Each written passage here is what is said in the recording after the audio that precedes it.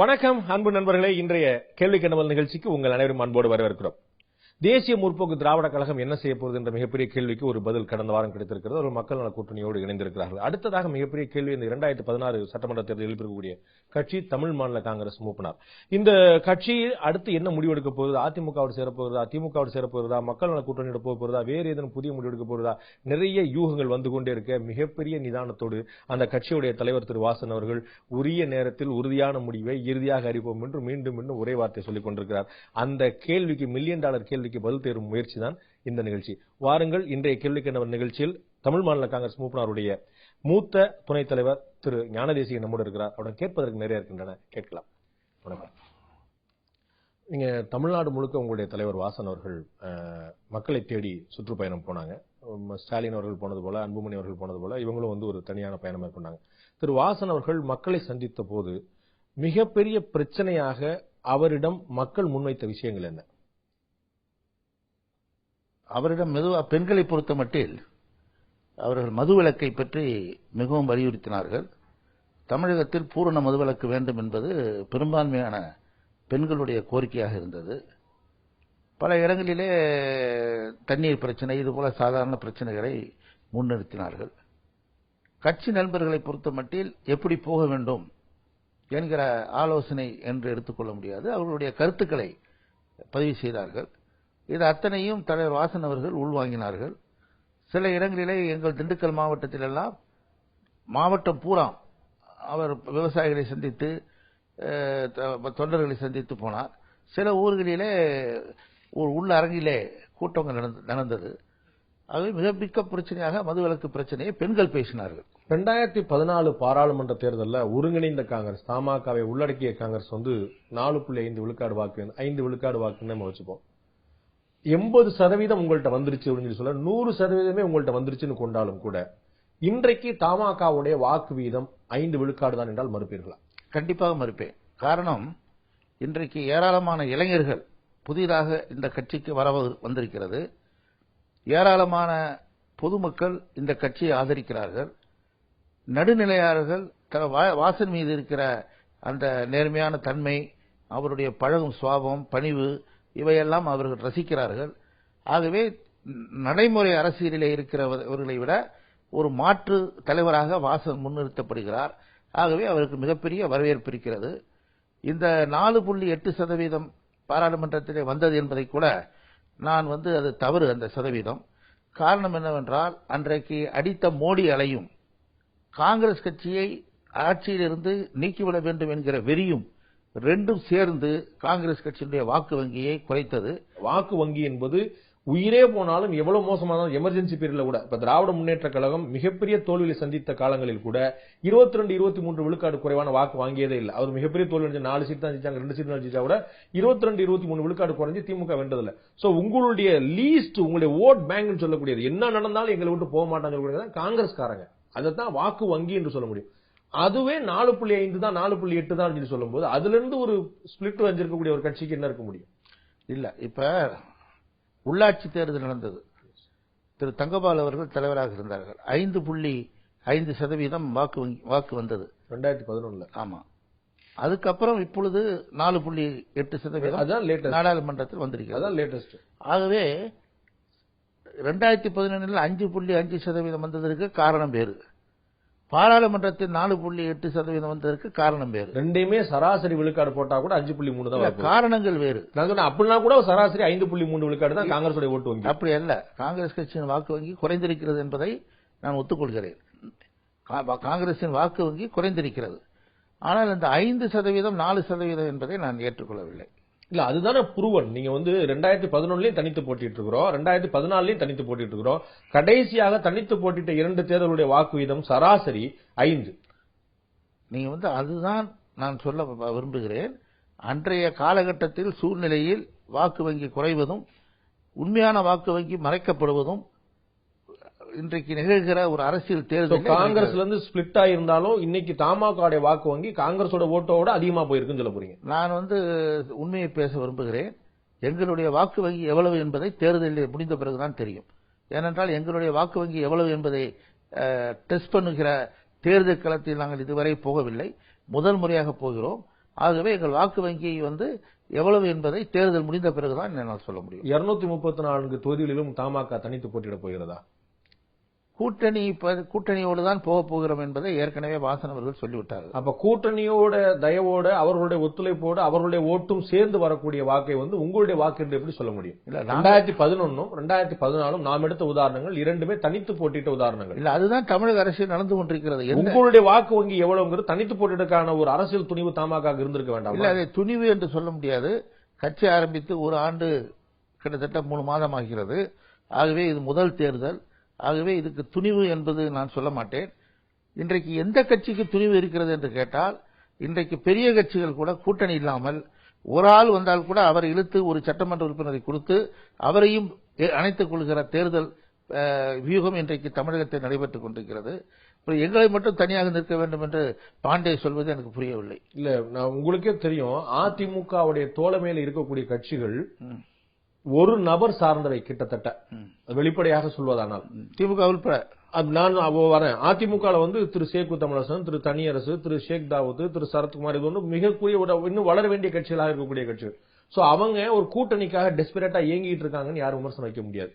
மறுபுறம் திராவிட முன்னேற்ற கழகம் சிறிய கட்சிகளை எல்லாம் அரவணைத்துக் கொண்டிருந்தாலும் கூட அவர்கள் பெரிய கட்சி வர வேண்டும் என்று இயங்கில தேமுதிக அவர்கள் அடுத்த வேலை பார்க்கறதுக்காக போயிட்டாங்க. அவங்களுடைய வேட்பாளருக்கு அடுத்த விஷயங்களுக்காக போயிட்டாங்க. சோ அவர்கள் இயங்கி கொண்டிருக்காங்கன்னு சொல்ல முடியாது. பாட்டாளி மக்கள் கட்சி கண்கூடா ஏங்கலேன்னு சொன்னாருங்க. விஜயகாந்தும் தேமுதிகவும் வருவார் என்று விழிமேல் வழிபட்டு உட்கார்ந்திருந்தாங்க. கடைசி வரை அதை எதிர்பார்த்தார்கள், கடைசி வரை நம்பினார்கள். ஆனால் விஜயகாந்த் அவர்கள் இந்த 4 கூட்டணிக்கு போய்விட்டார். அதிகாரப்பூர்வமாக நேரடியாக பேச்சுவார்த்தை எதுவும் நடக்கவே இல்லைங்கிறத நீங்க மறுத்தர முடியாது. யாருக்கு? திமுகவுக்கும் தேமுதிகவுக்கும். அதுதான் பத்திரிகையில் வந்த செய்தி, எனக்கு தெரியாது. அவங்க அதிகாரப்பூர்வ மட்டத்தில் பேச்சு நடந்துட்டு இருக்கலாம். திமுக தலைவரே சொன்னார், நாங்க பேசிட்டு கொஞ்சம் சொன்னார், அவர் பதிவு பண்ணாம விடல. சோ அதிகாரப்பூர்வமான உள்ள மக்கள் நல கூட்டணி போய் தேமுதிக நேரடியாக அழைத்தது. அப்படி திமுக போய் நேரடியாக இங்க அழைப்புடல, நாங்களும் அழைக்கிறோம் சொல்லி ஒரு வார்த்தை பேட்டியில வந்து திமுக தலைவர் சொன்னாரே தவிர அதுக்கு மேல அங்க இல்ல. அதுக்கு தாண்டி எவ்வளவு பழம் நிலவி பாலில் விழுந்தது என்று பல வரிகள் எல்லாம் சொல்லிவிட்டார்கள். அவர்கள் எதிர்பார்த்தார்கள் மாற்று கருத்துல. திமுக கூட்டணி எதிர்பார்த்த என்பது மாற்று கருத்துல. நான் சொல்றேன், திராவிட முன்னேற்ற கழகம் இந்த முறை ஆட்சிக்கு வந்தே ஆக வேண்டும் என்ற நிர்பந்தத்தில் விருப்பத்தில் இருக்கிறது. தேசிய முற்போக்கு திராவிட கழகம் ஒரு வலுவான ஓட்டு வங்கியை தக்க வைக்க வேண்டும் நிர்பந்தத்தில் இருக்குது. அதுதான் அரசியல் கட்சிகளுடைய நிலை. அவங்களுடைய சரியான தமாக ஒரு புதிய கட்சியா இருக்கக்கூடிய கட்சி, நான் வந்து என்னுடைய ஓட்டு வங்கியை நிரூபிப்பேன், நான் என்னுடைய சக்தியை நிரூபிப்பேன் களமிறங்காம தாமதப்படுத்துவது ஒரு சேஃபர் ஜோன், ஒரு பாதுகாப்பான வளையம், யாராவது நம்மை காப்பாற்றுவார்கள் என்ற எண்ணம் சொல்ல முடியாது. இல்ல இல்ல, அது வந்து அரசியல் வியூகத்தில் பல வியூகங்கள் இருக்கிறது. தனிப்பட்ட வெறுப்புகளுக்கெல்லாம் வைத்து ஒரு கட்சியை வந்து, இப்ப எனக்கு ஒன்று கருத்து இருக்கலாம், ஆனால் அந்த கருத்தை அடிப்படையாக கொண்டு ஒரு கட்சி முடிவெடுக்க முடியாது. ஒரு கட்சி வந்து இன்றைக்கு வந்திருக்கிறது என்றால் தன்னை நிலைப்படுத்திக் கொள்ள வேண்டும். நாங்கள் மற்ற கட்சிகளைப் போல சொல்லவில்லை. வாசன் அவர்கள் தெளிவாக சொன்னார், நான் தனியாக நிற்கப் போவதில்லை, அந்த பலம் இல்லை, நாங்கள் கூட்டணியோடு தான் போக போகிறோம் என்பதை தெளிவாக ஏற்கனவே சொல்லிவிட்டார். ஆகவே தமாக என்பது இந்த தேர்தலில் கூட்டணியோடு போக வேண்டும். பிறகுதான் கட்சியை வந்து எப்படி வளர்ப்பது என்பதை அடுத்த தேர்தலில் நாங்கள் சந்திக்கும் போது முடியும். இன்னைக்கு நீங்க கட்சி ஆரம்பிச்சு கிட்டத்தட்ட 15 மாதங்களுக்கு மேலாயிட்டு.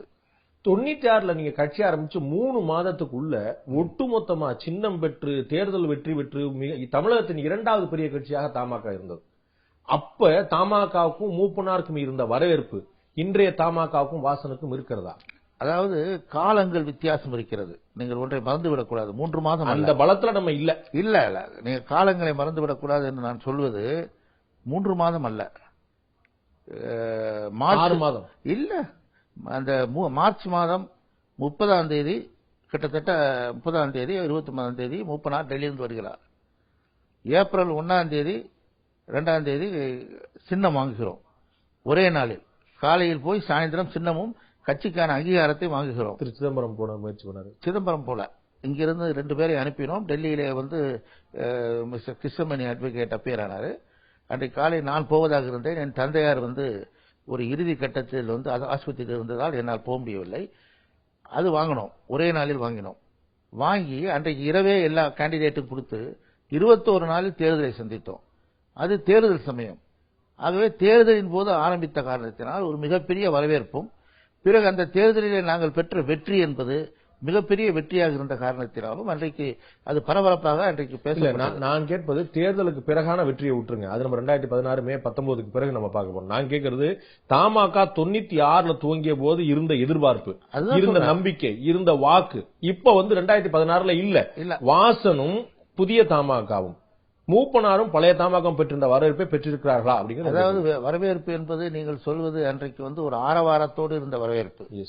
அன்றைக்கு இருந்த வரவேற்பு ஒரு உணர்ச்சி வசப்பட்டு வந்த வரவேற்பு. நரசிம்மராவ் மீது உள்ள கோபம், காங்கிரசின் மீது உள்ள கோபம், இவையெல்லாம் ஒன்று சேர்ந்து அன்றைக்கு உணர்ச்சி என்பது மிக அதிகமாக இருந்த காரணத்தினால் அது ஆடம்பரமாக வெளியே தெரிந்தது. 1996ல இருந்தது போல 2016ல தமாகவுக்கான தேவை இருக்கவில்லை என்று சொல்லலாமா? இல்ல, தமாகவின் தேவை என்பது என்ன வருகிறது என்றால், காங்கிரஸ் கட்சி கருத்துப்பற்றி பல்வேறு காலகட்டத்திலே பிரிவுகள் ஏற்படுகிறது.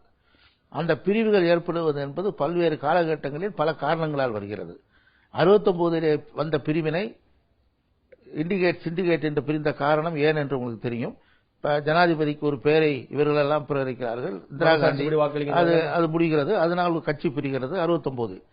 அதே போல 96ல் தலைவர் மூப்பனார் அவர்களும் மற்றவர்களும் சொன்னதை கேட்காமல் டெல்லி தலைமை வேறொரு முடிவு எடுத்த காரணத்தினால் அதை எதிர்த்து அன்றைக்கே கட்சி பிரிகிறது. இல்லங்க, அன்னைக்கு திமுக அதிமுகவுக்கு மாற்றாக ஒரு கட்சி வேண்டும் என்று மிகப்பெரிய எதிர்பார்ப்பு இருந்தது.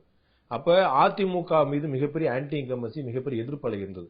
காங்கிரசும் அதிமுக கூட்டணி சேர்வதை மக்கள் விரும்பல. அப்ப நீங்க ஒரு கட்சி ஆரம்பிச்சீங்க, மிகப்பெரிய வரவேற்பு. இன்னைக்கு ஃபார் நோ ரீசன் வாசன் தன்னுடைய தனிப்பட்ட காரணங்களுக்காக வேற ஏதோ காரணங்களுக்காக காங்கிரஸ் வெளியேறார். அப்ப தமாக இருந்தா என்ன, பாமக இருந்தா என்ன, நாம் தமிழர் இருந்தா என்ன, தேமுதிக ஏதோ ஒரு கட்சி போல அங்க இருக்கிறதே தவிர தமாக அப்படிங்கிற ஒரு கட்சிக்கான அவசியம், ஒரு கட்டாயம், ஒரு தேவை ஏற்படலையே. இல்ல, அவசியம் என்பது ஊடகங்களோ பத்திரிகைகளோ முடிவு செய்ய முடியாது. அவசியம் என்பது எங்களுடைய தலைவர்கள் நினைக்கிற நினைப்பு, இது அந்த கட்சி இப்பொழுது வெளியே போக வேண்டும், அதற்குரிய சூழ்நிலை உருவாகிவிட்டது. காமராஜரும் தலைவர் மூப்பனார் அவர்கள் படத்தை போடுவதிலே சிக்கல் வருகிறது. இவையெல்லாம் நான் கேட்கக்கூடிய தேவை என்பது தலைவர்களுக்கு ஏற்படுவதல்ல, மக்களுக்கு ஏற்படுகிறான்னு கேட்கிறேன். தமாக மாதிரி ஒரு கட்சி இருந்தா இன்னைக்கு பிரச்சனை இல்லப்பா அப்படின்னு மக்கள் தேவைப்பாடு ஏற்படுதான்னு கேட்கிறேன். 96ல் தமாக வர வேண்டும் என்று யாராவது நினைத்தார்களா? வரும் என்று நினைத்தார்களா? தமாகங்கிற பேர் யாரும் சொல்லிருக்க மாட்டாங்க. ஆனால் காங்கிரஸ் கட்சி அங்க போகக்கூடாது. குமரிநந்தன் அவர்களை தலைவராக போட்டு சத்தியமூர்த்தி போல நடந்த விஷயங்கள் அத்தனை ஒரு காங்கிரஸ்காரங்க, காங்கிரஸ் கொடி எரிச்ச வரலாறு, நரசிம்மராவுடைய உருவம் எரிச்ச வரலாறு எல்லாரும் கண்கூடா பார்த்த விஷயம். அந்த கொதிப்பு சாமானிய மக்கள்கிட்ட வந்துச்சு. அதனால தான் நீங்க நின்ன இடம் பூரா ஓட்டா மாறிச்சு, சீட்டா மாறிச்சு. இல்ல தவறு. நீங்க அன்னைக்கு சத்தியமூர்த்தி பவனில் எரித்தவர்களும் நரசிம்மராவ் உருவப்படத்தை எரித்தவர்களும் அன்றைக்கு காங்கிரஸ் தொண்டர்கள். அதுதான் சொல்கிறேன். அன்றைக்கு உணர்ச்சியின் அடிப்படையில் இருந்த அந்த உணர்ச்சியினால் அது ஆரவாரம் தெரிந்தது. இப்பொழுது தேர்தலுக்கு 1.5 வருடம் முன்னாலே ஆரம்பித்த காரணத்தினால் அந்த ஆரவாரம் தெரியவில்லை. சார், அந்த ஆரவாரம் இல்லங்கிறனால தான் இது ஓட்டா கண்ணோட்டா ஆகுமாங்கிற என்னுடைய கவலையை நான் வெளிப்படுத்துறேன்.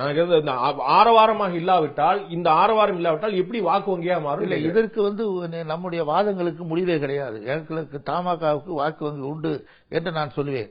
ஆனால் பாண்டே அவர்கள் அது இல்லை, மாறாது என்று கருத்து வைத்திருக்கலாம். நான் சொல்றேன், ஓகே, நம்ம தமாகவுக்கு மிகப்பெரிய வாக்கு வங்கி இருக்குது என்றே கொள்ளும், நான் மறுக்கல. அதிமுகவும் திமுகவும் தமாகவை தன்னோடு சேர்ப்பதற்கு பகீரத முயற்சி எடுத்திருக்க வேண்டும். அப்படி எதுவும் எடுக்கப்பட்டதா? அதாவது இந்த தேர்தல் கூட்டணி என்பது தமிழகத்தை பொறுத்த மட்டில் நேரடியாக சில நேரங்களிலே நடப்பதில்லை.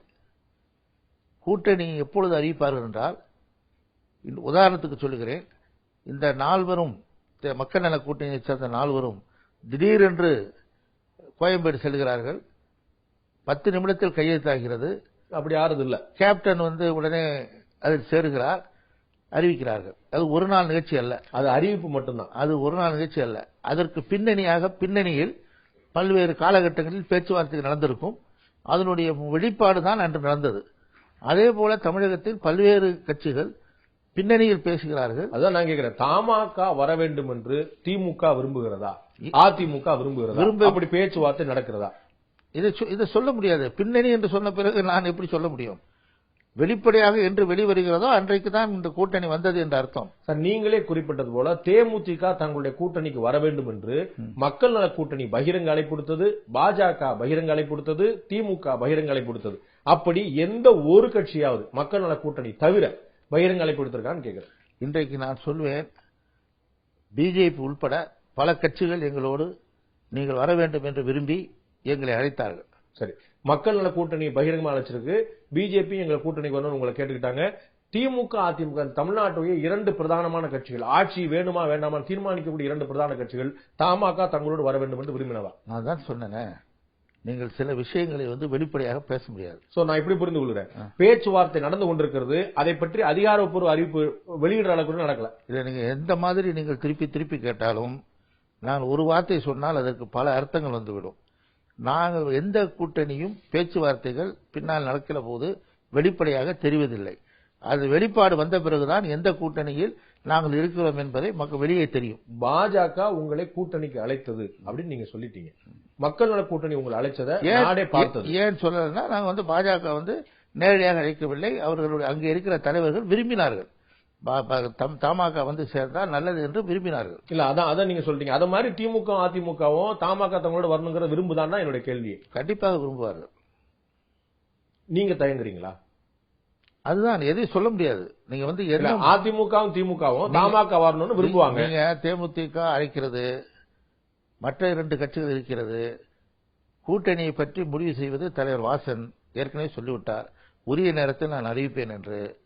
அதற்கான ஆயத்தங்களை அவர் எங்களோடு கலந்து பேசி வருகிறார். அவர் என்றைக்கு அவர் முடிவெடுக்கிறாரோ அந்த முடிவை அதிகாரப்பூர்வமாக அறிவிப்பார். இல்லதான் தேமுதிக அழைச்சிருப்பது எல்லாருக்கும் தெரியும், பாஜக அழைச்சிருப்பது நீங்க சொல்றீங்க. அது மாதிரி திமுக அதிமுக அழைக்கிறது அவர்கள் விரும்புறார்கள் நீங்க சொல்றீங்க. அவர்கள் விரும்பினால் நீங்க சேர்றதுக்கு ஏதாவது தயக்கம் இருக்கா? திமுகவோட சேர்வதற்கு இதெல்லாம் தடையா இருக்கிறது, அதிமுகவோட சேர்வதற்கு இதெல்லாம் தடையா இருக்குன்னு ஏதாவது பயன் சொல்ல முடியுமா? அதாவது நேற்று கூட நான் பதில் சொன்னேன். திரு திருநாவுக்கரசு அவர்கள் ஒரு பேட்டியில் ஏதோ சொன்னார், திண்டிவனம் காங்கிரஸ், வாழப்பாடி காங்கிரஸ், அதே போல வாசனுடைய காங்கிரஸ் என்று சொன்னார். 2001 இதே காங்கிரசுக்கு தலைவர் மூப்பனார் அவர்கள் தான் கையெழுத்து போட்டு சீட்டுகளை வாங்கி தந்தார் என்று நான் சொன்னேன். தடையில்லா சான்று எங்களும் யாரிடமும் வாங்க வேண்டியதில்லை. வாசன் அவர்கள் அமைதியாக சொல்லிக் கொண்டிருக்கிறார். இறுதி முடிவு எடுத்த பிறகு சொல்லுகிறேன் என்றால் அதை தெரிந்து கொள்ள முயல்வோம் என்று நீங்கள் சொன்னார். நீங்கள் எவ்வளவு முயன்றாலும் என்னிடமிருந்து அந்த பதிலை நீங்கள் வாங்க முடியாது. இல்ல, நீங்க பின்னணியில பல விஷயங்களை பேசி முடிச்ச பிறகுதான் அதிகாரப்பூர்வமா அறிவிக்கப்படும் சொன்னீங்க. என்னோட சாமானிய மக்களுக்கு, ஒரு வாக்காளனுக்கு நான் ஓட்டு போட போகும்போது எனக்கு ஏற்படக்கூடிய ஒரு வியப்பு, இந்த கட்சிகள் பின்னணியில என்ன பேசுறாங்க, என்ன கொள்கை அப்படின்னா, என்ன கோட்பாடுனா, யார் முதலமைச்சரா வரணும்னா, யாருக்கு எவ்வளவு சீட் அப்படின்னா என்ன பேச, பின்னணியில பேசக்கூடிய விஷயங்கள் இதுல என்ன இருக்கும் எனக்கு தெரியாம. தொகுதிகளோட எண்ணிக்கை இருக்கலாம், தொகுதிகளை பற்றிய எந்தெந்த தொகுதிகள் அப்படிங்கிறது இருக்கலாம். அதெல்லாம் நம்ம இன்னைக்கும் கூட திமுக காங்கிரஸ் கூட்டணி முடிவாயிருச்சு, கையெழுத்து போட்டு போயிட்டாங்க. ஆனா எந்த சீட் எவ்வளவு சீட் இன்னும் பேசி முடியல, அடுத்தடுத்த கட்டம் பேசலாங்க. சோ யார் கூட நம்ம டிராவல் பண்ண போறோம். காங்கிரஸ் கட்சி கூட இன்னும் ஒப்பந்தம் கையெழுத்தாகவில்லையே, திமுகவோட ஆகவில்லை. அவர்களும் தொகுதியை பற்றி தான் உள்ளே பேசிக் கொண்டிருக்கிறார்கள். அவர்கள் இவ்வளவு கேட்கிறார்கள், இவர்கள் இவ்வளவுதான் தருவார்கள் என்று வெளியே ஊகங்கள் ஓடுகிறதே தவிர இன்னும் வெளிப்படையாக காங்கிரஸ் கட்சிக்கு இவ்வளவு தொகுதி, திமுக இவ்வளவு தொகுதி என்றெல்லாம் வெளியே வரவில்லை. சோ திமுக கூட்டணியில் இருந்து காங்கிரஸ் வெளியேறலாம், அந்த இடத்தில் தமாக வரலாம். உங்களுடைய கற்பனை, அந்த கற்பனை நிஜமாகாது என்று சொல்ல முடியுமா? கற்பனை பல நேரங்களிலே உண்மையாகாது. காங்கிரஸ் இருப்பதுதான் திமுக கூட்டணி நீங்க சேர்றதுக்கான ஒரு தடையா? நான் எதற்கும் பதில் சொல்ல முடியாது. காரணம் அதான் சிக்கல். இப்பொழுது நாங்கள் எதுவுமே பதில் சொல்ல முடியாது. இல்ல, நான் என்ன கேக்குறேன், நம்ம சில ஐடியாலஜி, எனக்கு பாண்டியை பத்தி தெரியும். நீங்கள் மிகப்பெரிய வக்கீலாக வர வேண்டியவர். நீங்கள் இந்த கிராஸ் எக்ஸாமினேஷன்ல கெட்டிக்காரரு. அதனால ஏதாவது ஒன்ன சொல்லி அதுல இருந்து இன்னொன்னு இன்டர்ஃபியர் பண்ண. நான் என்ன கேக்குறேன்னா, இப்ப மக்கள் நல கூட்டணி அவர்கள் அறிவித்த போதே ஒரு கொள்கை அறிவிச்சாங்க. காங்கிரஸ், பாஜக, அதிமுக, திமுக, பாமக இந்த 5 கட்சியோடு நாங்கள் சேருவதில்லை என்று சொன்னார். பாட்டாளி மக்கள் கட்சியும் திமுக, அதிமுக, காங்கிரஸோடு நாங்கள் சேருவதில்லை என்று பகிரங்கமா அறிவித்தார்கள். சோ முதல்லயே ஒரு இன் பிரின்சிபிள், ஒரு பாலிசியாவே சில விஷயம் இது இருப்போம், நாங்க இது இருக்க மாட்டோம்னு சொல்லிட்டு, அப்படி தமிழ் மாநில காங்கிரஸ் இருக்கக்கூடிய கூட்டணியில இருக்கும் இருக்காது, அப்படி ஒரு ஐடியாலஜிக்கல் ஒரு பாலிசியா ஒரு டிசிஷன் இருக்கும்ல, இருக்கும் இருக்காது, எனிதிங், அது உங்களுடைய சாய்ஸ். இதுவரை அந்த மாதிரி வெளிப்படையாக தலைவர் சொல்லவில்லை காங்கிரஸ் இருக்கும் இடத்தில். ஆனால் ஒரு வார்த்தை சூசகமாக சொன்னார் நேற்றுக்கு முன்தினம், காங்கிரஸ் கட்சியிலிருந்து நாங்கள் வெகு தூரம் வந்துவிட்டோம் என்று சொல்லிவிட்டார். சோ காங்கிரஸ் கட்சி வெகு தூரம் போனாலே தவிர காங்கிரஸ் இருக்கக்கூடிய திமுக கூட்டணியில தமாக போறதுக்கான வாய்ப்பு இல்லை. நீங்கள் எப்படி வேண்டாலும் அதை நீங்கள் இன்டர்பிரட் பண்ணிக்கலாம். திமுக கூட்டணியிலிருந்து காங்கிரஸ் வெளியேறும் வரை திமுக கூட்டணிக்கான வாய்ப்பு இல்லைன்னா பாக்கி இருக்கக்கூடிய 2 வாய்ப்பு மக்கள் நல கூட்டணியும் அதிமுக. அதிமுக கூட தமாக சேர்வதற்கு தடை என்ன? எந்த தடையும் இல்ல. அப்ப ஏன் அந்த கூட்டணி கையெழுத்தாகல? அதுதான் சொன்னேன், கால அவகாசம் இருக்கிறது. ஏப்ரல் 22 எங்கே போகிறோம் என்கிற முடிவை தலைவர் வாசன் தான் அறிவிக்க முடியும், நான் சொல்ல முடியாது. அதிமுக தரப்பிலிருந்து தமாகவுக்கு ஒற்றை இலக்கத்துல சீட்டு கொடுக்கப்பட்டதாகவும் அதுவும் இரட்டை இலை சின்னத்தெல்லாம் போட்டியிடும் சொன்னதாகவும் ஊடகங்கள் வரக்கூடிய செய்தி தவறா? அது கண்டிப்பாக அப்படி எதுவும் இல்லை, கண்டிப்பாக மறுக்கிறேன். அந்த மாதிரி ஒற்றை இலக்கம் கொடுக்கப்படலன்னு மறுக்கிறீங்களா? இரட்டை இலை சின்னத்துல போட்டியிடுங்கிறது சொன்னதை மறுக்கிறீங்க? இரட்டை இலை சின்னத்தில் மறுக்கிறேன், ஒற்றை இலக்கம் என்று சொல்வதையும் நான் மறுக்கிறேன். சோ பேச்சுவார்த்தையில இரட்டை இலக்கத்துல வருது, பேச்சுவார்த்தையில் இல்லை, அதுபோல உள்ள சூழ்நிலை நடக்கவில்லை. பேச்சுவார்த்தையே நடக்கலன்னு புரிஞ்சுக்கலாம். அது தெரியாது, நான் அந்த பேச்சுவார்த்தையில் நான் இல்லை, ஆகவே எனக்கு தெரியாது.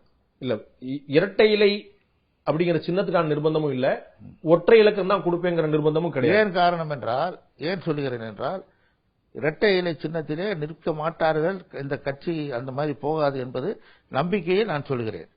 அதுபோல இருக்க முடியாது. என்ன பேச்சுவார்த்தை என்பதெல்லாம் எனக்கு தெரியாது, அதில் நான் ஈடுபடவில்லை, ஆகவே எனக்கு தெரியாது. அதில் என்னுடைய கேள்வி நான் முதல்ல கேட்டது போல, தமாகவுக்கு ஏதேனும் நெகட்டிவ் லிஸ்ட் இருக்குதா? இந்த கட்சிகளோடு எந்த காலத்துல கூட்டணி கிடையாதுங்க, எங்களுக்கு ஐடியாலஜிக்கலா ஒத்து வராது அப்படின்னு நெகட்டிவ் லிஸ்ட் ஏதாவது இருக்குதா? இல்ல, இப்ப பிஜேபிக்கும் கம்யூனிஸ்டுகளுக்கும் ஐடியாலஜி டிஃபரன்ஸ் இருக்கு. 100%.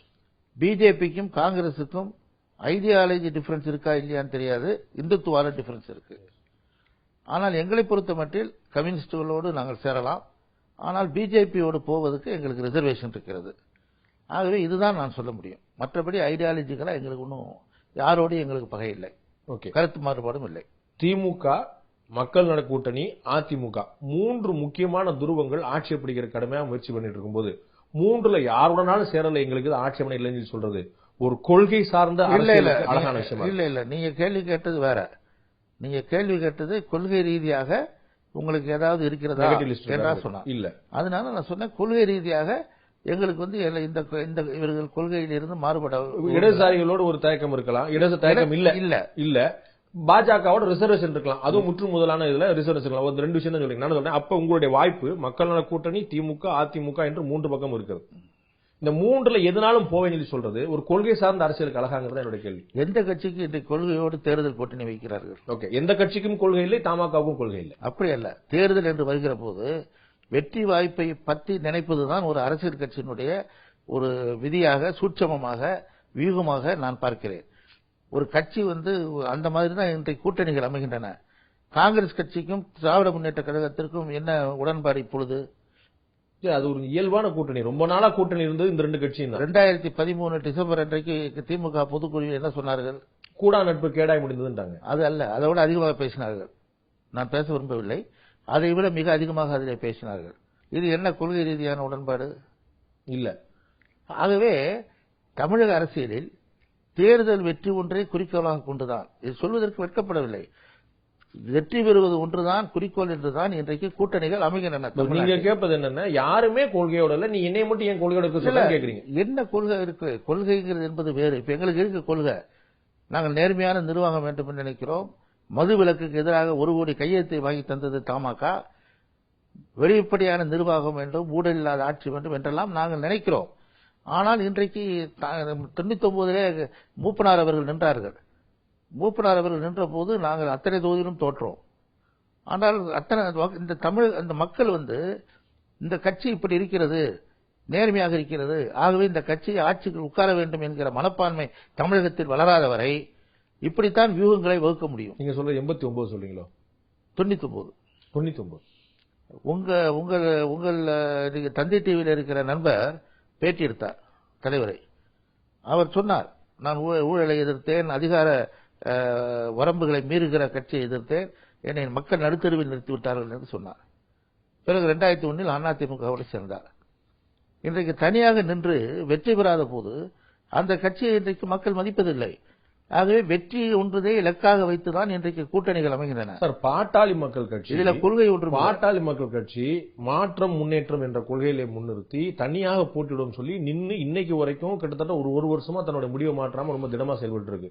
நாம் தமிழர் இயக்கம்ங்கிற ஒரு குட்டி கட்சி வளரக்கூடிய சந்திக்கக்கூடிய முதல் தேர்தல் நாங்க 234 தொகுதியில் மிகப்பெரிய மாற்றத்தை கொண்டு வந்தோம். அவர்களுக்கு இருக்கக்கூடிய துணிவு தமாக மாதிரி ஒரு ஏற்கனவே நல்ல ஒரு ஆழ்ந்துபட்ட ஒரு அரசியல் அனுபவம் கொண்டவங்க நீங்க அந்த துணிச்சல் வரமாட்டதுன்னு கேட்க. கண்டிப்பாக வர வேண்டும், வரும் என்று நம்புகிறேன். இந்த தேர்தலில் வராது, அடுத்த தேர்தலில் வரும். நாம் தமிழர் கட்சியும் எங்களையும் ஒத்திட முடியாது. நான் கேக்குற ரெண்டு கட்சிக்கும் ஒரே ஓட்டார் பாமகவை பொறுத்தமட்டில் அவர்களுக்கு ஒரு பகுதி அவர்களை சார்ந்த வாக்குகள் இருக்கிறது. அவர்கள் இந்த தேர்தலில் தங்களை கன்சாலிடேட் பண்ணிக்கொள்ள வேண்டும் என்பதற்காக இந்த தேர்தலில் அந்த தனிப்பட்ட கருத்தாக அன்புமணியை முதலமைச்சராக வைத்து அவர்கள் பிரச்சாரம் செய்கிறார்கள். ஆகவே அதையும் இதையும் ஒப்பிட முடியாது. இல்லைங்க, கட்சி ஆரம்பித்த போது நம்முடைய நேர்காணலே திரு வாசன் அவர்கள் சொன்னது தமாகவை தமிழகத்தின் முதன்மை கட்சியாக மாற்றுவதே என்னுடைய நோக்கம் என்று சொன்னார். இந்த 1.5 ஆண்டுகள்ல தமாகவை முதன்மை கட்சியாக ஆக்கியிருக்கிறார். இல்ல, முதன்மை கட்சியாக இந்த தேர்தலுக்குள் ஆக்குவேன் என்று அவர் சொல்லவில்லை. நீங்கள் எடுத்த பேட்டியில் என்னைக்கோ இல்ல முதன்மை கட்சியாக ஆக்குவேன் என்பதற்காக நான் பேட்டி எடுத்தது தமாக துவக்கிய உடனே 20-30 நாட்களுக்குள்ளாக அவருடைய இல்லத்துல வச்சு நம்ம எடுத்த பேட்டி. அவர் சொன்னாரு, அவர் நான் யாரோட கூட்டணி என்ன கட்சி ஆட்சி அதெல்லாம் சொல்லல. அவர் ஒரு வார்த்தை முதன்மை கட்சியா ஆக்குவேன் திரும்ப திரும்ப சொன்ன பிறகு அது என்னைக்கோ ஆக்குவேன், அது என்னைக்கு ஆக்குவேன் தேர்தலுக்குள்ள என்னைக்கோ ஆக்குவேன் நான் சொல்லல. முதன்மை கட்சியாக தமிழகத்தில் தேர்தலுக்குள் ஆக்குவேன் என்று அவர் சொல்லவில்லை. அதற்கான முயற்சிகளில் கடுமையாக 169 தொகுதியிலும் இன்றைக்கு பிரச்சாரம் செய்தவர். இந்த ஓராண்டுக்குள் அவர் போகாத ஊரே இல்லை. தமாக என்னைக்கு தமிழ்நாட்டின் முதன்மை கட்சியாக ஆகும்? முதன்மை கட்சியாக ஆகிற அந்த அளவிலே வந்து கொண்டிருக்கிறோம். என்னைக்கு ஆகும்? ஒரு குத்து மதிப்பா இந்த 2016 தேர்தல் இல்ல, இங்க 2016 தேர்தல் 2019 பாராளுமன்ற தேர்தல் கூட்டணி 2016 கூட்டணி. நான் என்ன கேக்குறேன், தமாக தமிழகத்தின் முதன்மை கட்சியாக எப்போது வரும்? இப்ப முதன்மை கட்சிக்கு என்ன வரையறை வைத்திருக்கிறீர்கள்? அது சொன்ன வாசன் சொல்லணும். அவருடைய நீங்க என்ன வச்சிருக்கீங்கன்னு சொல்றீங்க. நான் சொல்றது ஆட்சியை பிடிக்கக்கூடிய கட்சி முதன்மை கட்சி. அது இந்த தேர்தல் இல்லை. ஹையஸ்ட் ஓட் பேங்க் யார் வச்சிருக்காங்களோ அவங்க தான் முதன்மை. தேர்தல் இல்லை. 2016 இல்ல, 2016 நடக்க போற உள்ளாட்சி தேர்தல் அல்ல 2019 நடக்கக்கூடிய பாராளுமன்ற தேர்தல் அல்ல 2020 நடக்கக்கூடிய அடுத்த சட்டமன்ற தேர்தல் முயற்சி செய்யலாம். இந்த தேர்தல் எங்களால சாதிக்க முடியாது. ஓகே, பரவாயில்ல. ஆனா எப்ப? ஆனால் அடுத்த 21 தேர்தலுக்குள் அதை நாங்கள் அடைவோம். 2021 ஆட்சியை பிடிக்கக்கூடிய அளவுக்கு வலிமையான கட்சியாக இருக்கும். எங்களுக்கு நம்பிக்கை இருக்கிறது. ஓகே, உங்களுடைய பிரதானமான பிரச்சனையில மக்கள் உங்களை சந்திச்சது, நீங்க பேசுனது, உங்களுடைய ஐடியாலஜி எல்லாத்தையும் ஒத்துக்கிட்ட சொன்ன விஷயம் ஊழலற்ற கட்சி, ஊழலற்ற ஆட்சி, வெளிப்படையான நிர்வாகம், மதுவிலக்கு. இந்த அத்தனை சித்தாந்தத்தோடும் அதிமுக ஒத்து போறது என்று உங்களால் சொல்ல முடியுமா? எந்த கட்சி எப்பொழுது ஒத்து வரும்? நீங்க திமுக அதிமுக 2 கட்சியும் வைத்துக் கொள்ளுங்கள். நீங்கள் மதுவிலக்கு அதிமுக எடுக்கவில்லை. நாங்கள் ஒரு கையெழுத்தை கொடுத்தோம், படிப்படியாக செய்யுங்கள் என்று சொன்னோம். அவர்கள் எடுக்கவில்லை. இன்றைக்கு எங்களுடைய நிலை எந்த கூட்டணியில் சேர்ந்தாலும் எங்களுடைய கொள்கை சார்ந்த நாங்கள் வற்புறுத்த முடியும். இதை செய்ய வேண்டும் என்று சொல்வோம், செய்ய வேண்டும் என்று போராடுவோம், வாதாடுவோம். அதுதான் செய்ய முடியும். ஆனால் அவர்கள் செய்ய மாட்டார்கள் என்று நீங்க நினைக்க முடியாது. அதிமுக இந்த கொள்கையோடு உடன்பாடு செய்யறதுனா எந்த கட்சியுமே இல்லங்கிறது உங்களுடைய பாயிண்ட். இல்ல, ஊழலற்ற நிர்வாகம், வெளிப்படையான நிர்வாகம், ஊழலற்ற ஆட்சி, வெளிப்படையான நிர்வாகம் மற்றும் மதுவிலக்கு, இந்த 3 அஜெண்டா மட்டும் வச்சோம்னா இதுக்கு 100% அதிமுக உடன்படுமா என்றால் உங்களுடைய பதில் எந்த கட்சி உடன்படும்? இல்ல, நீங்க இன்னைக்கு ஒரு கூட்டணி என்று முடிவு செய்த பிறகு அந்த கூட்டணியில் போகிற போது, அந்த கூட்டணியில் இருந்து தேர்தலை சந்திக்கிற போது, நாங்கள் அந்த கட்சி ஆட்சிக்கு வருகிற போது நாங்கள் நிர்பந்திக்க முடியும், பேச முடியும், வாதாட முடியும். அதை நாங்கள் செய்வோம் என்று சொல்லுவோம். கூட்டணிக்கான நிபந்தனையில கூட அதை வைக்க முடியாத ஒரு கட்சி அவர்கள் ஆட்சியை பிடிச்ச பிறகு மன்னிக்கணும். நிபந்தனைங்கிறது நான் வைக்க முடியாதுங்கிறது நான் சொல்லல. இல்ல, அந்த நிபந்தனை வைப்போம் நீங்க சொல்லலாம்ல. ஏன் கூட கூட்டணி சேரணும்னு தமாக உங்களுக்கு நான் கேக்குறேன், தமாகவுக்கு மற்ற கட்சிகள் தேவையா, மற்ற கட்சிகளுக்கு தமாக தேவையா? எங்களுக்கு மற்ற கட்சி தேவை.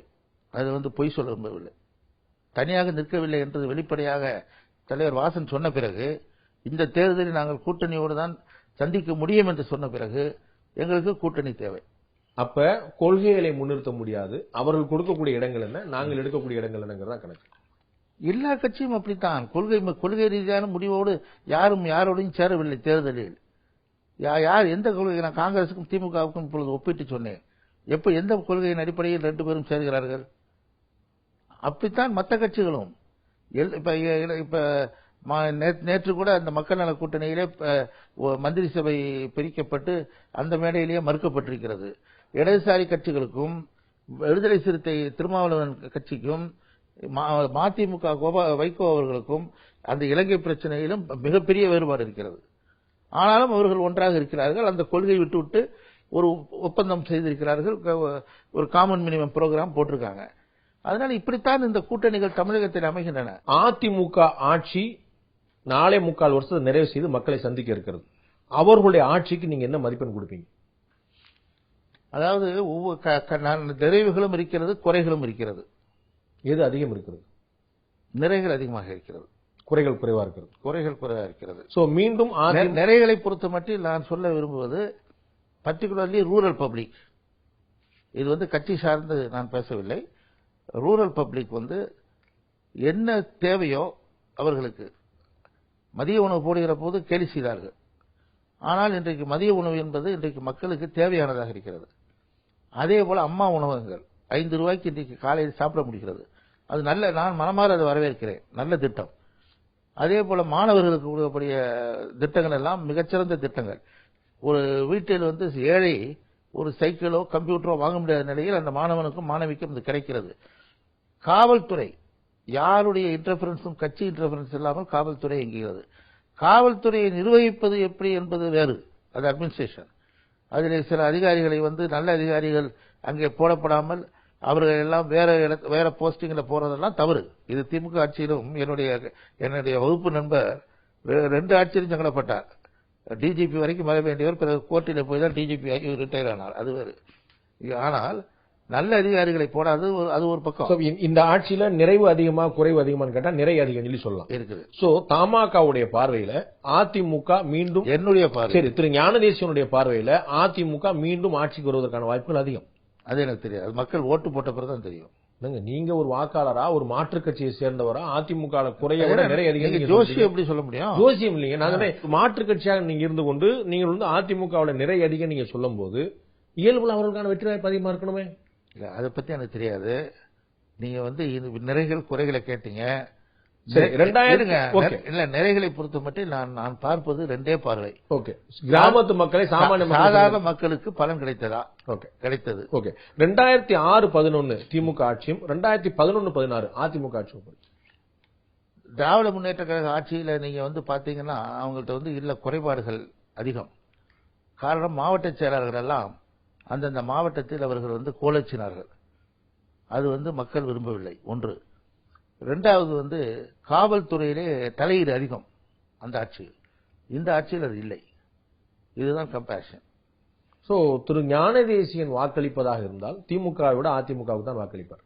நான் தமாக நிற்கிற இடத்தில் தமாக வாக்களிப்பேன். வேறு கட்சியில் இருக்கிற போது வாக்கு யாருக்கு போட்டோம் என்று வெளியே சொல்லக்கூடாது என்பது தேர்தல் விதி சட்டம். நான் சொல்ல முடியாது. சாமானிய பார்வையில கூட அதிமுக ஆட்சியில் நிறைய அதிகமா இருந்தது, திமுக ஆட்சியில் குறை அதிகமா இருந்ததுன்னா ஞானதேசியனுடைய ஆதரவு, ஞானதேசியனுடைய வாக்கு திமுகவுக்கு அல்ல அதிமுக தான் புரிந்து கொள்ள முடியும். இல்ல, அப்படி நீங்க புரிந்து கொள்ள முடியாது. நீங்க வந்து ஒரு கேள்வியில உட்கார்ந்து கேட்கிற போது நான் வந்து 2 எனக்கு சொல்ல விரும்புறேன்னு சொன்னோம்னா சுவையா இருக்காது. நீங்க கேட்கிற போது நான் வந்து சொல்ல வேண்டும். அது வந்து நான் நிறைய சொல்லல.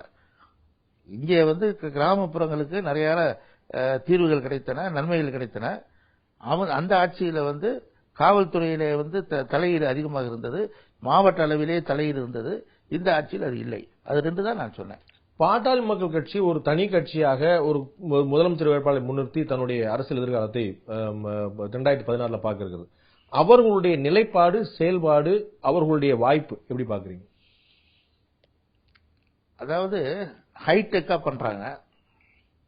ஹைடெக்கா பண்ணக்கூடிய ஒரு வசதி அவர்களுக்கு இருக்கிறது. கூட்டங்கள் வந்து வசதி டபுள் கோட்ஸ்ல போட்டுக்கலாமா? நீங்க வந்து அது தெரியல. ஆனா வந்து திரு அன்புமணி அவர்கள் நல்ல நண்பர் எனக்கு. அவர் ஏற்கனவே பாராளுமன்றத்தில் மிக நன்றாக பேசுவார் அவருடைய துறையை பற்றி. ஆகவே ஒவ்வொரு கூட்டத்திலும் பல்வேறு விஷயங்களை பற்றி மிக அழகாக பேசுகிறார். ஆனால் அவர் பேசுவதை எல்லாம் அரசாக வந்து நிறைவேற்ற முடியுமா என்றால் முடியாது. ஏன், என்ன தடையா இருக்க முடியும்? அவர் வந்து வெளிப்படையான நிர்வாகம் பேசுறார், ஊழலற்ற ஆட்சி பேசுறார், மதுவிலக்கு கொண்டு வந்து சில விஷயங்கள் பண்ணலாம். ஆனா சொல்லுகிற போது அந்த சில விஷயங்கள் அவர் வந்து ஒவ்வொரு ஊரிலும் அவர் பேசி வருவது விவசாயிகளுக்காக, தொழிலாளர்களுக்காக, மாணவர்களுக்காக என்று பல இடங்களிலே பேசி வருகிறார். ஆக எல்லா விஷயங்களையும் அவர் வந்து பண்ண முடியுமா என்று கேட்டால் என்னை பொறுத்த மட்டில், தனிப்பட்ட ஞானதேசனாக சொல்லுகிறேன், என்னை பொறுத்த மட்டில் கஷ்டம். திமுக அப்படிங்கிறது நமக்கு நாமே திட்டம் மூலமாக மக்களை பூரா முழுக்க முழுக்க திரு ஸ்டாலின் அவர்கள் சென்று பார்த்து கிட்டத்தட்ட உங்களை விட அதிகமான தொகுதிகளை சென்று பார்த்து கிட்டத்தட்ட 234 தொகுதியுமே கிட்டத்தட்ட பார்த்து வந்து அது வந்து திமுக ஒரு மிகப்பெரிய மறுமலர்ச்சியை கொடுத்தா நீங்க நினைக்கலையா? இல்ல. ஏன்னா இப்ப வாசனுடைய சுற்றுப்பயணம் வேறு மாதிரி, அதுக்கு முன்னாலே ஆரம்பித்து விட்டார். ஸ்டாலின் அவர்களுடைய சுற்றுப்பயணம் ஏற்கனவே ப்ரீ பிளான்ட். ரெண்டுக்கும் வித்தியாசம் இருக்கிறது.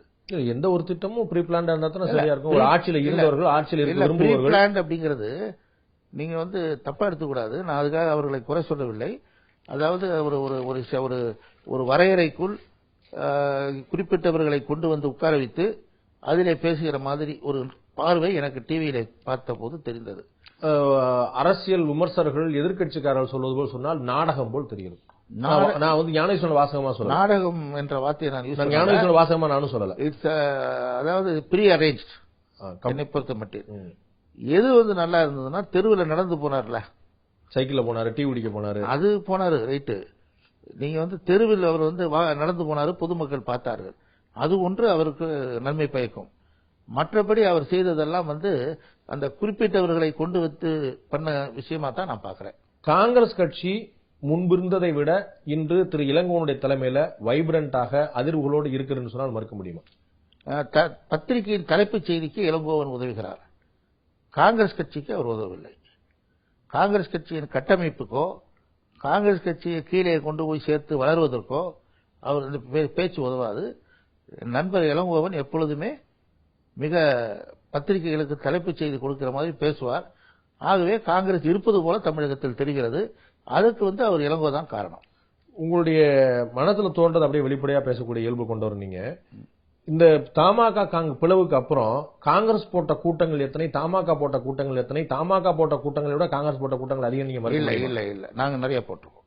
நாங்க மிக அதிகமான கூட்டம் போட்டிருக்கோம். அது கவரேஜ் இல்ல. தஞ்சாவூர்ல 10,000 பேர் வந்தாங்க. தஞ்சாவூர்ல மிகப்பெரிய கூட்டம் போட்டோம்.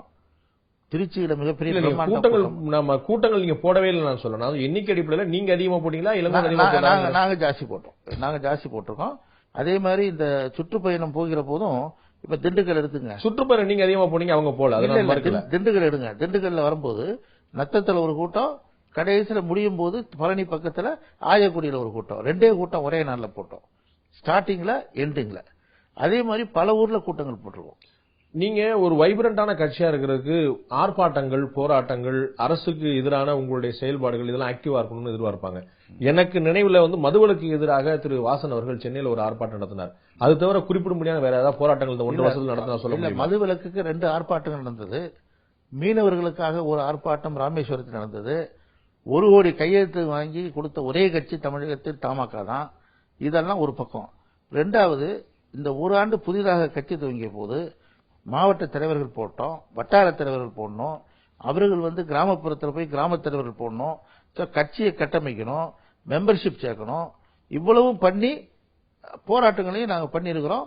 உண்ணாவிரதம், வள்ளூர் வட்டத்தில் மிகப்பெரிய உண்ணாவிரதம் நடந்தது. இதற்கிடையிலே இதையும் நடந்தது. ஆக ஒரு ஆண்டுகள்ல ஆக்டிவிட்டிஸ் நீங்க எந்த கட்சியை கம்பேர் பண்ணாலும் நாங்க தான் முதன்மையில நிற்போம். நீங்க உங்களுடைய செயல்பாடுகள் இருந்து கொண்டே இருக்கு, ஆர்ப்பாட்டம் இல்லாம இருக்கு, விளம்பரம் இல்லாம இருக்கு. ஓகே. நீங்க திமுக அதிமுக பற்றி சொன்னீங்க. மக்கள் நல கூட்டணி தேமுதிக சேர்ந்த பிறகு அதோட பலம் கூடிருச்சு, அதோட வெற்றி வாய்ப்பு கூடிருச்சு, மக்கள் மத்தியில் ஒரு நம்பிக்கை பெற்றுருச்சுன்னு சொல்ல முடியுமா? பரபரப்பு இருக்கிறது. அந்த பரபரப்பு வாக்குகளாக மாறுமா என்று எனக்கு தெரியவில்லை. விஜயகாந்த் சேர்ந்த பிறகு ஒரு பரபரப்பு இருக்கு, ஆனா எதிர்பார்ப்பு கூட இல்ல. எதிர்பார்ப்பு இல்ல, வாக்குகளாக மாறுமா என்று எனக்கு தெரியாதுங்கிற. இல்ல, இவங்களுடைய கூட்டணி நம்ம 2014 பாராளுமன்ற தேர்தல் 2011 சட்டமன்ற தேர்தல் ஒப்பிட்டு பார்த்தோம்னா சராசரி 2014 அடிப்படையிலே இவங்க கிட்டத்தட்ட 12 விழுக்காடு வாக்கு வச்சிருக்காங்க. இந்த 5 கட்சிகள் சேர்ந்து 2011 அடிப்படையில் பாத்தீங்கன்னா கிட்டத்தட்ட 17 விழுக்காடு வச்சிருக்காங்க. ரெண்டுமே ஆவரேஜ் ஒரு 12-13 மினிமம் கேரண்டியா ஒரு அஷ்யூர்டு ஓட் பேங்கா அவங்கள்ட்ட 13-14 விழுக்காடு. அதுல நான் மாறுபடுறேன் பண்றேன். அதாவது இந்த பெர்சன்டேஜ் வச்சு ஓட்டு, இந்த வாக்கு இவ்வளவு சீட்டு வரும் அப்படிங்கறதெல்லாம் பல நேரங்களில் தப்பாயிருது. பெர்சன்டேஜ் கிடையாது. தமிழ்நாட்டில் ஒரு 9% ஸ்விங் ஓட்டு இருக்கு. நான் ஒரு ஆராய்ச்சி பண்ணேன். 9% ஒரு ஸ்விங் ஓட்டு இருக்கு. நார்மலா ஓட்டு போடுறது இல்ல. எப்பவாவது அவங்க எதிர்ப்பு வேணும்னு சொல்லும் போது அவங்க ரோட்ல இறங்கி வாக்கு போடுறாங்க. அப்ப இந்த கூட்டணி ஃபார்முலா எல்லாமே உதவுறது இல்ல. அதனால இன்னைக்கு எப்படி வாக்களிப்பார்கள் என்பதை இந்த தேர்தலில் பொறுத்திருந்தான் பார்க்க வேண்டும்.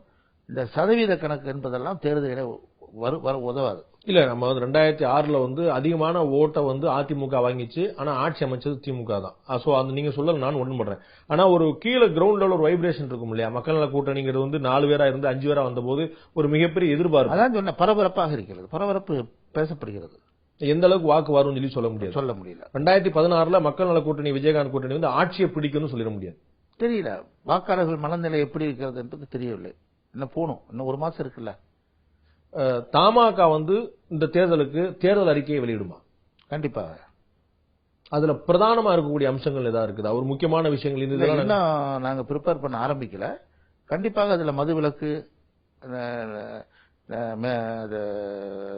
வெளிப்படையான நிர்வாகம் போன்ற செய்திகள் அதில் இருக்கும். இன்னும் சொல்ல போனால் இந்த என்னென்ன பிரச்சனைகள் தமிழகத்தில் இருக்கிறதோ அதையெல்லாம் மையப்படுத்தி தேர்தல் அறிக்கை இருக்கும். அதிமுக திமுக நாங்க எதிர்பார்க்கக்கூடிய தேர்தல் அறிக்கை, சாமானிய மக்கள் எதிர்பார்க்கக்கூடிய தேர்தல் அறிக்கை பாத்தீங்கன்னா அடுத்து என்ன இலவசம் கொடுக்க போறாங்க அப்படிங்கிறது. டிவி கொடுத்தாங்க, சைக்கிள் கொடுத்தாங்க, கிரைண்டர், மிக்சி, மாடு, ஆடு எல்லாம் வந்துருச்சு.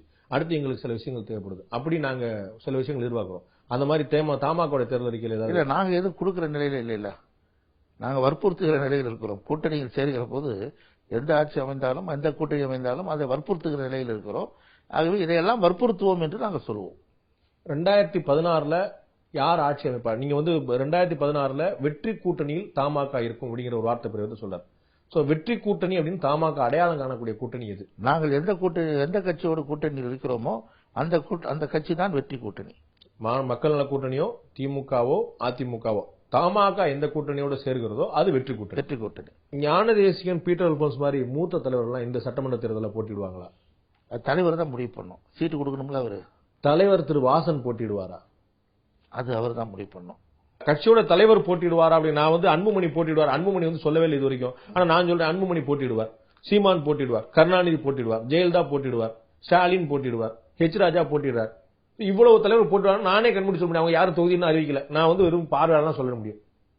வாசன் போட்டிடுவார்னு சொன்னா ஞானேசனே சொல்ல மாட்டாரு.